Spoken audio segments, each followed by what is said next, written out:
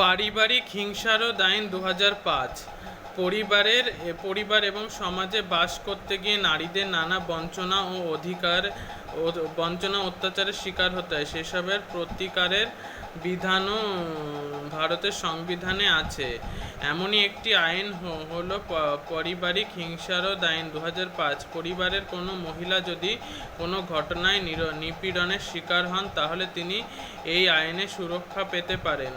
এই আইন মোতাবেক মেয়েরা অত্যাচারিত হলে সে বিষয়ে মুখ্য বিভাগীয় বিচারকের কাছে আবেদন জানাতে পারেন।